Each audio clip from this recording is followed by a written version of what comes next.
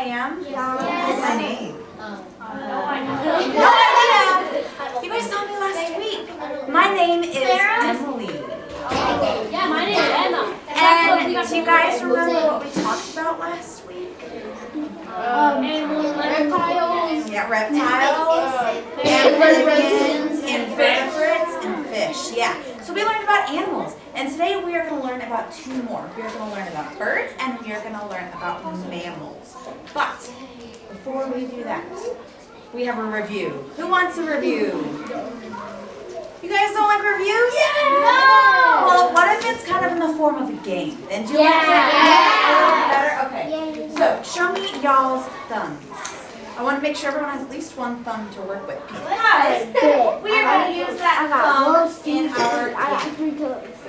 So our game is, you guys ready? What we're going to do is I'm going to show you a bunch of pictures and we are going to decide as a class if the animal is an invertebrate or a vertebrate. So what's a vertebrate? It's like they What is a vertebrate? Something that has a backbone. Something that has a backbone. Are you guys vertebrates? Yes. Yeah, point to your backbone right now. Right there. How far down does it go? It goes to your hips. And how far up does it go? To your skull, yeah. So you guys are vertebrates. What do you call something that does not have a backbone? An invertebrate. Yes, indeed. So an invertebrate is something that does not have a bone. So what we're going to do is we are going to decide as a class whether these animals are vertebrates or invertebrates. So if they're a vertebrate, I'm going to ask, does it have a backbone? And the answer is yes or no. So let's test it out, shall we? Do I have a backbone? Yes or no? Yes, I'm a vertebrate. Great. So we're going to decide if something is a vertebrate or an invertebrate. Are you ready? Ready? Yes. So my first animal. Let's see which one we can pick. Oh, let's pick this guy. You ready? Turtle. A turtle. Does he have a backbone? Yes. Yes, he does. His shell is his backbone. What kind of vertebrate is he? A reptile. Now, what makes reptiles unique? Do they have skin? No, they're cold. They have scales. Are those scales wet or dry? Dry, that's fine. They're cold-blooded. All right, what about, oh, this one's going to be a tough one. A pup. Backbone or no backbone? Yeah, what kind of vertebrate? It's like A mammal. Yes. And we're going to learn about them more in a minute. All right, let's do a slightly tougher guy. You ready? Little fish. invertebrate. Is it? You guys remember seeing that fish skeleton last week? Did it have a backbone? Yeah. So fish are vertebrates. They do have backbone. Let's do this guy. A snail. Vertebrates? It's a vertebrate What makes you think it's a vertebrate? because of its shell, like a turtle. Right, so its shell isn't a backbone, it's more of a back house. A backbone, or a vertebra, is a long column that has these bumpy bones. So if you rub your backbone up and down, you have lots of different bones making up your spinal cord. Now he has a back house. His shell grows and it's on the outside of his body and it doesn't house his spinal cord. So it is not a backbone. It's a back house. So does he have a backbone? No. Snails are invertebrates, just like slugs. All right. What about this guy? A sea star. Backbone? Oh, that's a vertebrate. No, it is an invertebrate. It does not have a backbone. I don't think it even has a back. Like no back, no front. It's just there. They actually have mouths. They have mouths. They have big mouths. All right, let's try this guy, a little crawdad. Do you guys remember seeing my crawfish last week? Yeah. Does he have a backbone? No. Where do you think is his backbone? Dude, those things. No. So he has an exoskeleton, right? Which is an outside hard covering, not an endoskeleton, not an inside hard covering. So he does not have a backbone. He just has body armor, right? Does that make sense? So does he have a backbone? Show me with your thumb. Yes or no? Have you tried that before? If you're in a river or something, it's fine. Last one. You ready? It's gonna be a toughie. Boom. What is that? It's a sponge. Sponges are animals. Do they have backbones? No, they are invertebrates. You have a question? Last week when you showed us that bug, was that an invertebrate or? The bug was an invertebrate. They have an exoskeleton, It was a cockroach, right? but it's a cockroach.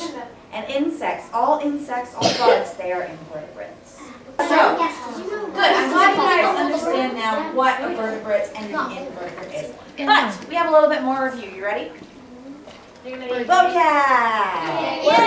Dang it! Okay, well that's okay. We are going to go through this pretty quickly so we can get to the fun stuff. Ecosystems. You guys remember us talking about that last week? Does anyone remember what an ecosystem is? It's like a group of animals. Yeah, it's a group of animals and plants and non-living things, right? Now, what are these animals, plants, and non-living things doing? They're like.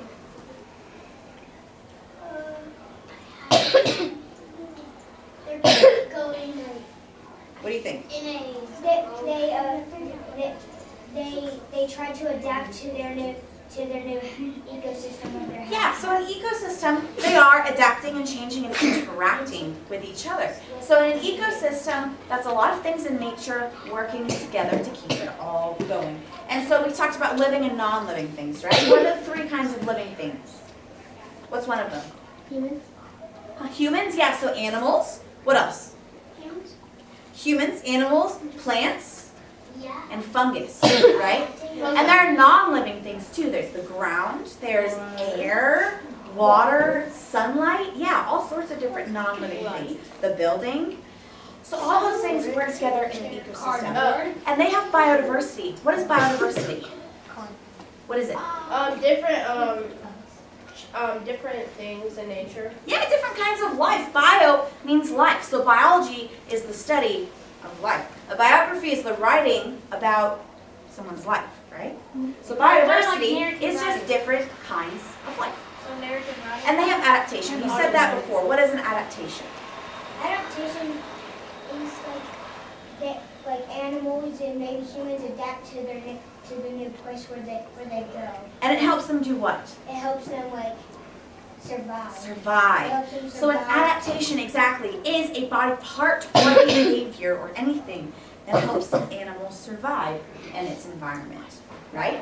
So these three words are important to remember, especially adaptation, because as we meet these two animals, I want you guys to think about what adaptations they have to help them survive in their environments, okay? But before we do that, I have two tables, and we are going to split up in half, and I'm going to split you off. Don't move just yet. But all of the stuff on these tables, listen closely because this is important. All of the stuff on these tables are real.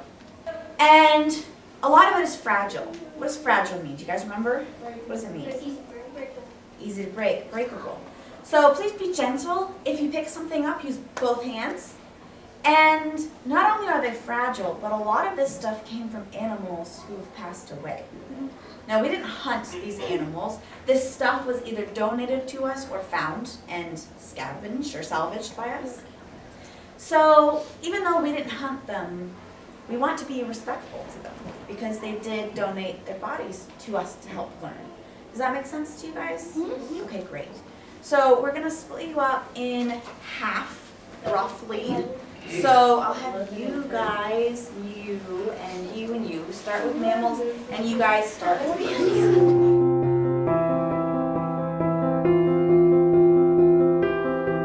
So we have birds and mammals, right? Do you guys remember to think about those 5 B's when you guys were looking up at the tables? No? No? Well, what are the 5 B's? Does anyone remember from last week? What are they? They're body, blood, breathing, bones, babies. They're like. Yes. Yeah? Yes. All right, I'll have you sit on your name. So if there's one behind you can see. All right, so these 5 B's are 5 bee-based adaptations where animals differ a little bit. So if you remember body, that means body covering. And what is the body covering of a bird? What covers their bodies? Feathers, yes. Now why are feathers such an awesome adaptation for them? What do feathers help with? What do you think? The light, and since they're so lightweight, it helps the bird be able to fly more. Yeah, the feathers let them fly, absolutely. Now, there are some flightless birds, right? Like Chickens. so why? Yeah, chickens can fly. They're just not good at it. Like sometimes when they fly, they just like. Yeah. Well, so if a bird can't fly, why are feathers a good adaptation? They're an insulator. They can keep them warm, yeah, like especially for the penguin and ones that live in cold places. They're really good at keeping warm. What about with birds that can't fly, that live in really hot places, that have no trouble staying warm? Why do you think feathers might be helpful then? We can use them to help deter predators. Have you guys ever seen what happens when a chicken gets spooked by like a dog or a coyote? Yeah. What happens to its feathers? It just falls off. They flap them out and they fall off and they go everywhere. So feathers can be a really good deterrent. They can kind of confuse a predator. You can also use them to help prevent sunburn. Imagine that. An ostrich, they've only got feathers on the top. They don't have feathers on their bellies. And that's because it helps prevent their backs from getting sunburned because they live in a really hot place. But what about babies? How do they have babies? How do birds have babies? Eggs. Yes. Eggs. Eggs. Now, are those eggs squishy like an amphibian's eggs? Are they leathery like a reptile's eggs? Shells. They're shelled. They have hard shells. Now, why do you think that is a good adaptation for birds? Why do you think? So most predators don't eat their eggs. I'm glad you said most, because there are still plenty of egg predators. We are egg predators, Komodo dragons, and some snakes will even swallow them whole. So it does help defend the babies on the inside, but not from predators. What do you think it defends the babies from? I'll give you a hint. It defends them from accidents in the nest. So why do you think they have hard eggs? Maybe because like somebody. What's mom and dad doing?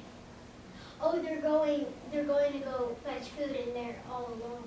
Yeah. So you don't know So what's they gonna keep happen. them safe when they're in the egg, but mom and dad will sit on the eggs, right? To keep them warm. And when mom and dad sit on the eggs, what's going to happen if that's a squishy egg? It's It's going to pop.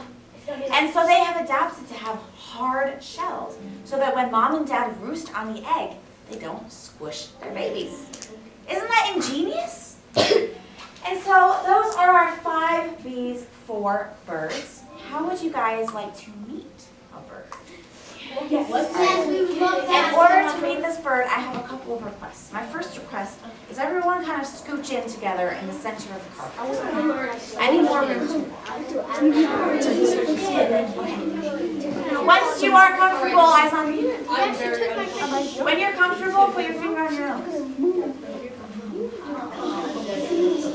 I want us all to put our finger on our nose when we're ready. Okay.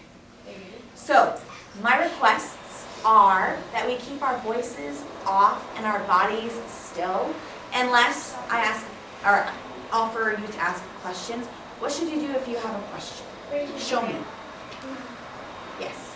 Now, the reason I need you guys to be quiet and still is not because I'm worried that this animal is going to hurt you, but this animal is very sensitive to sounds and fast movements. And that is because this animal is nocturnal and has a very vision-based and hearing-based sense of the world. So, if you be quiet and still, I will let you know.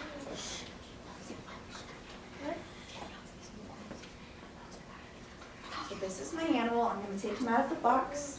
And he's going to be super cute, and he's super fierce and super scary. So please keep your comments inside, and we'll have a moment to talk about it.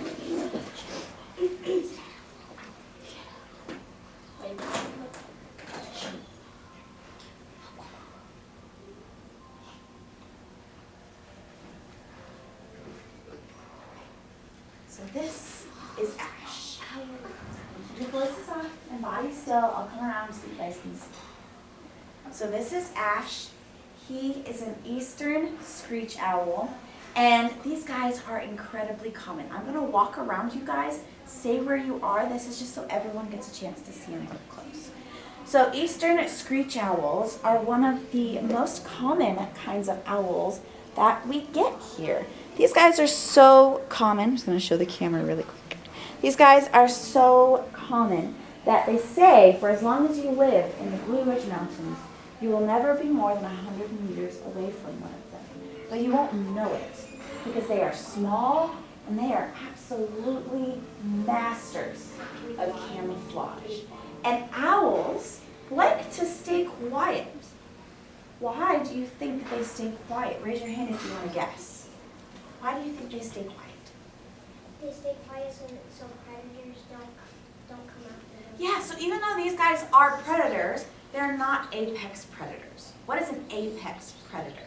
Like a crocodile in a river? Yeah, so they have no predators. They are the topmost of the food chain.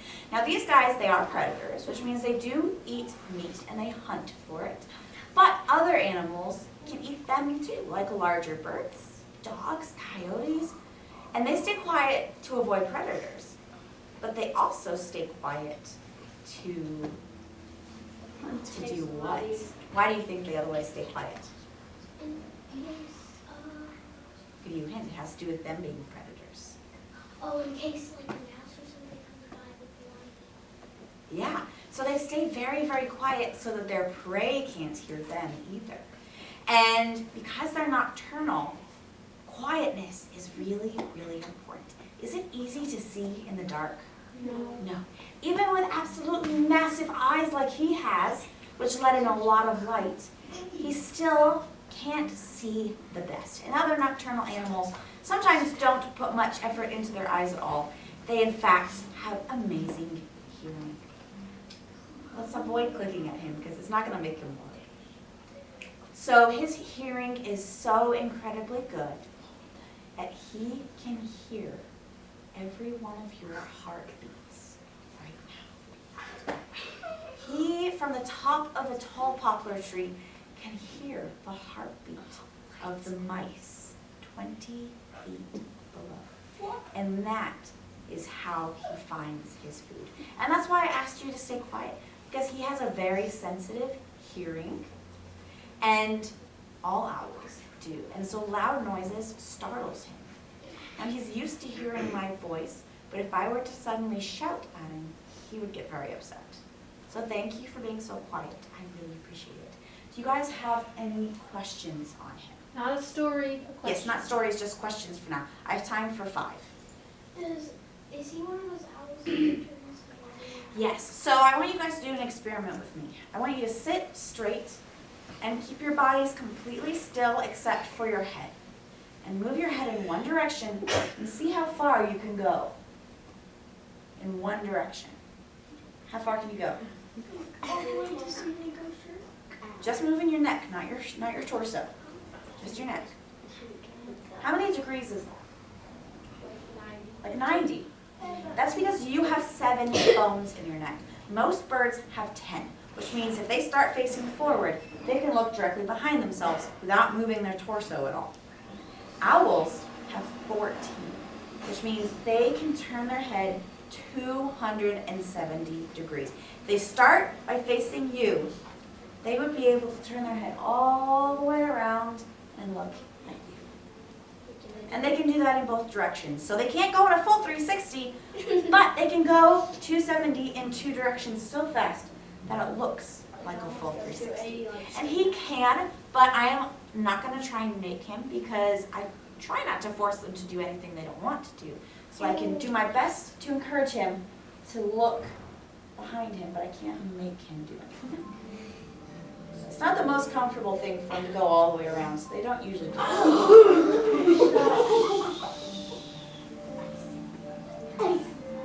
Pretty cool, right? All right, 2 more questions. Are they omnivores? Good question. Are they omnivores? So owls, all owls, just like all birds of prey, which include owls, hawks, eagles, vultures, and falcons, they're all carnivores. So are they ever going to eat vegetables and fruit? No, they're all hunters, except for vultures, but they eat meat. Good question. What's your question? So me saying if let's say that was all the way in the music room, could that still hear our heartbeat? I don't think he can hear through the concrete blocks, but he would definitely be able to hear us talking. For sure. No matter how quiet we are, he'd be able to hear us talking. Good question. Any more? We have time for one more.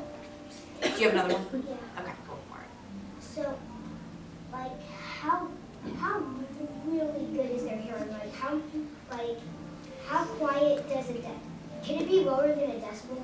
So I don't know the exact number of decimals, but I do know this. Owls have the best hearing that science has ever recorded. As far as scientists and biologists are aware, owls have the best hearing. Better than us, better than any other animal you can think of. Almost better than bats. Less of a range than bats, they can hear higher sounds than we can, higher frequencies. These guys can probably hear more detailed sounds at lower frequencies. But they could What probably. about these 5 B's for mammals, shall we? So what are these 5 B's for mammals? What covers the body of all mammals? What covers them? Fur. Yeah, fur. You got it exactly right. What about us? Do we have fur? No. Yeah. Take your hands. Put it here. You guys got fur. I think all of us have fur. And if you look really closely at your arms, you've got these teeny tiny little baby hairs all over your body. These teeny tiny hairs all over your body. Those are called vellus hairs. And almost all of mammals have them. What about the dolphin? Does the dolphin have any hair? Yeah. Actually, yes. It does. It has those vellus hairs all over its body when it's born. Now, they often lose them as they grow up and become adults, just like sometimes we do. But they do have them at some point, so it counts. I'll count it. What about the porcupine? Do they have hair? Yeah. All over their body. Yeah, those quills, those spines are modified What's the hairs. It's essentially a whole clump of hairs just fused together. In a real. So they are covered in fur, which is attached to skin. Do they have scales? Do mammals have scales? No. That's only reptiles. That's only reptiles and fish. Right. And amphibians. All right, what about blood? Are mammals warm-blooded or cold-blooded? Cold. Warm. Raise your hand for warm-blooded. Remember, we are mammals. Raise your hand for cold-blooded. So what is the word we like to use instead of warm-blooded? Because warm-blooded is confusing. What does warm-blooded mean? What does warm-blooded mean? That they have warm blood and they can produce heat themselves. They produce their own heats. And that is endothermic, just like birds. What about breathing? How do mammals breathe? How do we do it? Lungs. Use your lungs right now, everyone.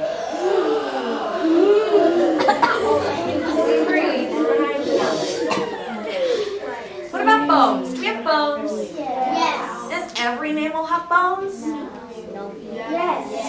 Yes. Even the smallest of shrews just have the smallest of bones. What about backbones? Does every mammal have a backbone? Yes. Yes, they do. Because they are what? Vertebrates or invertebrates? Invertebrates. Oh wait, Vertebrates. They are vertebrates. They have backbones. And what about their babies? They give life birth. They give live birth, except No life for what? There's 2 exceptions. Only 2 mammals who do not give live birth. What's one of them? I don't know if this is exactly one, but a shark. Now, sharks are fish, which they have eggs, but they keep them inside so they hatch, so it's like they're giving live birth. But has anyone ever seen Phineas and Ferb? Yeah. What is that? Platypus. Yes, the platypus, this strange creature from Australia. It is a mammal, which means, does it have scales or feathers? No, it has fur. Is it cold-blooded? No, it's warm-blooded. It's endothermic. And it has a backbone. It is a mammal that has the body of an otter, the face of a duck, the legs of a beaver. The males are venomous. On the back legs, they have spurs on their back legs, stinkers, if you will. And they are a mammal. But they lay eggs. Mixed with a lot of animals. But Did he get breathe? these guys are not the only ones. There's one other. Do you guys know what it is? I'll give you a hint. This is its name. Echidna. Echidna. Yeah, the echidna. Here's what it looks like. This is the life-size picture as well. So it has the body of a mix between a porcupine and a hedgehog. It has the face of an anteater and the feet of a badger. While it is none of those things, it is its own special thing. We call these animals monotremes. Can you guys say monotremes? Monotremes. They are egg-laying mammals, and these are the only two. But they do something that all mammals do, including these guys, including dogs, including humans. What do babies eat? Milk. What about baby rats? What do they eat? Milk. What about baby echidnas? What do they eat? What about baby whales? What do they eat?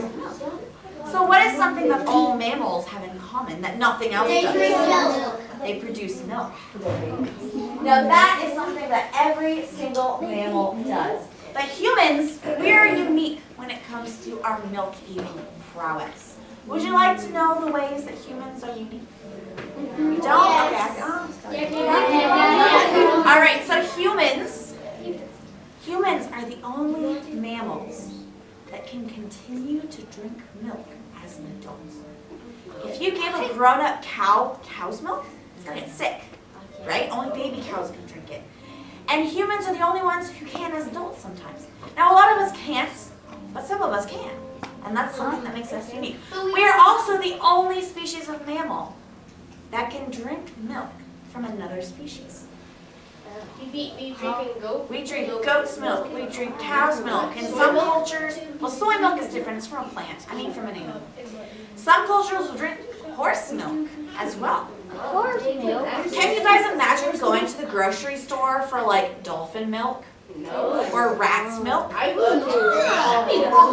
But you wouldn't be able to drink it because humans are unique. We can drink other species' milk. You cannot give a goat horse milk. It'll get sick. You cannot give a squirrel raccoon milk. It will get sick. I don't know. Raccoons produce milk because they're mammals. But humans are the only ones who can drink raccoon milk and not get sick. Cats do get a really bad stomach ache when you give them cow's milk. So should you give an adult cat cow's milk? No. Please don't. It'll give them a really bad stomach ache. So these are the 5 B's for mammals. Do you guys have any questions on mammals? Do you have any questions? It's about a platypus. Okay, sure. Is it like a, is the platypus, I'm confused, is it like a hybrid? Oh. So the platypus is its own thing. It is not actually related to a duck or an otter. It's its own thing. And in fact, when scientists in Europe first brought them back from Australia, they couldn't keep them alive because they didn't know how to. So the platypi, whatever, the multiple platypus that they brought back to Europe were dead. And the scientists, who'd never seen one alive, thought they were being pranked.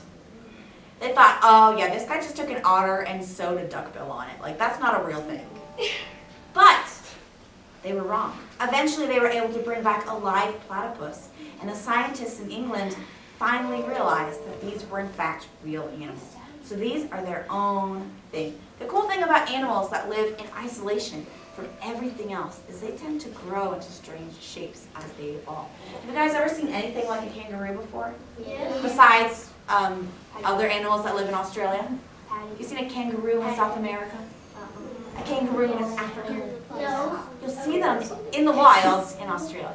Australia is a cool place. They got a lot of weird animals. Does that answer your question? Yeah, but they also have a lot of big spiders. A lot of big spiders. One more question. Any questions before we continue? I'm sure you want to make a Oh, it might fuck me up. Okay, all right. And with that, we are going to meet a mammal. All right? I will get your question in just a minute, okay? I promise. All right, everyone, listen closely. Everyone, listen. Give me your owl ears. Give me your owl eyes. listen because I have instructions. So I need everyone to sit in a big circle around this mat. Or a big rectangle. I already unhinged my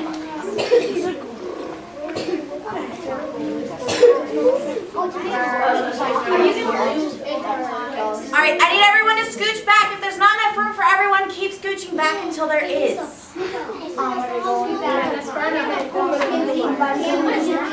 Make sure you can see that bit of food. You, my friends.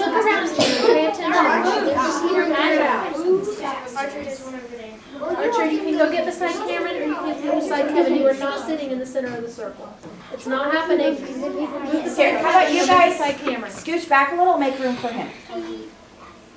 Okay. All right, so I'm going to let my animal just wander about on the floor. Please stay crisscross applesauce and keep your hands in your lap. If she walks up to you and sniffs at you, please do not touch her. She is like, she's got some brain damage, so she might nibble on things, especially your fingers. Please do not provide her the opportunity to nibble you. So keep your hands away from her, please. What should you do? Behind your back. Wait, did I make you drop? Where should your hands be? In your lap. Behind your back. Or behind your back. Okay. I will wait until we are quiet.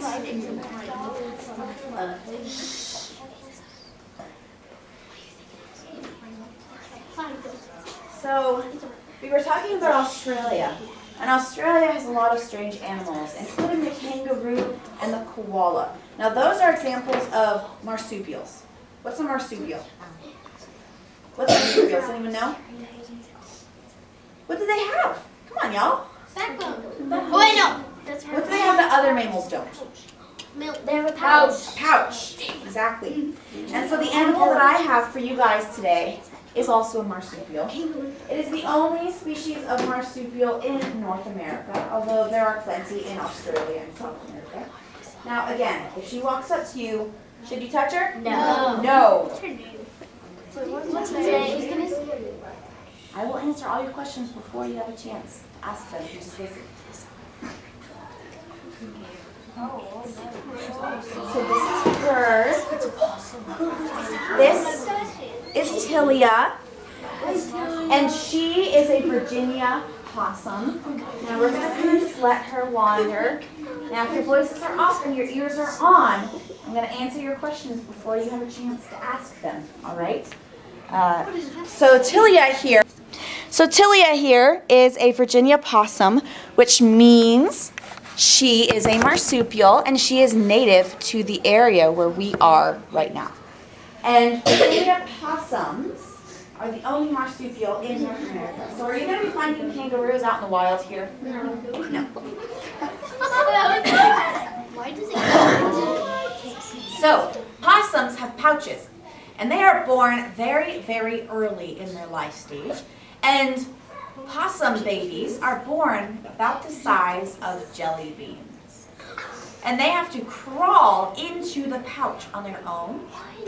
And they will stay in there, excuse me, until they are old enough to come out, in which case they will just fall out. And then they will hang out on mom's back until they are big enough to fall off. And then they just follow behind her until they grow on their own. Possums are not social creatures. So do they like hanging out with other possums? No. They like to hang out by themselves in the wild. The only time they will be around other possums is when they are building their families. So Tilia here, her story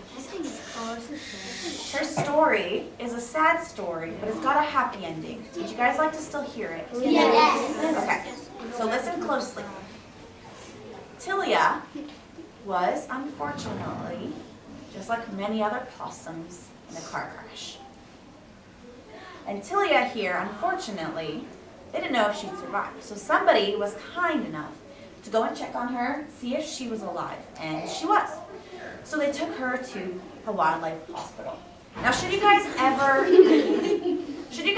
take wildlife home with you? No. No, you should not. You do not know how to take care of them. But whoever found her took them to the wildlife hospital where they did know how to take care of her. And they found that amongst the broken bones, she had in her pouch 7 babies.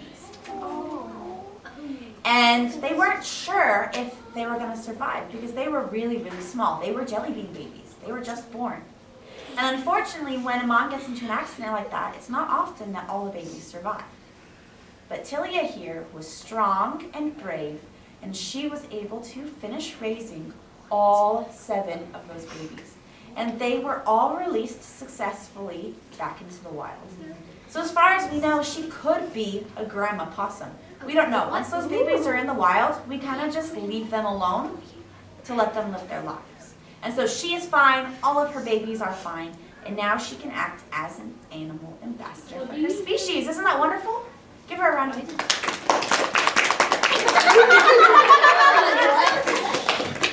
She looks mad. All right. So do you guys have any questions on Tilia? What was your question? I just have a question on in mammals in general. Okay. Are they all omnivores or no? Good question. Are all mammals omnivores? So we are omnivores, which means we can eat meat and what else? Plants. Plants. Possums are as well. Now they are also scavengers, which means they like to eat dead things. They'll eat roadkill, they'll eat rotting fruits and plants. But not all mammals are. Do you guys know what cows eat? Grass. Grass. Just grass and hay. But they just eat plants. So they are what kind of eaters? Herbivores. And what about lions? What do they eat? Meat. So they are what? Carnivores. Now, mammals can be herbivores, omnivores, or carnivores. It depends on their species. Good question. Yes? How old is she? So she is 2, which might not seem very old, but that is a full-grown adult. Possums don't live very long. In the wild, they can usually only expect to be 2 or 3 years old. Now, luckily in captivity, or in managed care we like to call it now, they live a little bit longer. So our possums at the nature center where I work usually have lived to be 4 or 5 years old. So hopefully we'll have Tilia for a few years yet. She'll live to be an old girl. Good question. They don't live very long, unfortunately. Yeah. Would you tell us the story of why the owl is at the nature center? Oh, the owl's at our nature center for the same reason as Tilia, except for without the babies. So he, Car accident? was in a car accident as well. And with owls, unfortunately, we think his hearing and balance got messed up. Which, how important do you think hearing is for an owl? The most important. Owls can survive with one eye, but they cannot survive with one ear because they have to pinpoint the sound location of their prey. So we think it has to do with his ear, and his balance is not great, so he can't be in the wild anymore either. Tilia, her poor sweet thing, her brain is a little bit messed up now. We think that it got damaged during the crash, and she has no fear response anymore. So what does a possum do when they're afraid? Play dead. They play dead. They faint. Tilia here doesn't do that anymore. No matter how much they tried, she wouldn't faint, and she doesn't climb very much anymore. So she is at increased risk of predation or getting injured by humans. And we decided that living in managed care with us was a better rest of her life than going out and surviving maybe a couple of weeks. So that's why she is with us. But her babies were perfectly fine. So her babies went out in the wild. What's your question? How long has she been in the nature center for 2 years or just No, so she was rescued about a year ago. And her babies were released 9 or 10 months ago. Almost a year ago now. And we have had her where I work for 6 or 7 months. So she has spent half of her life with people, half of her life in the wild. Good question. Last one.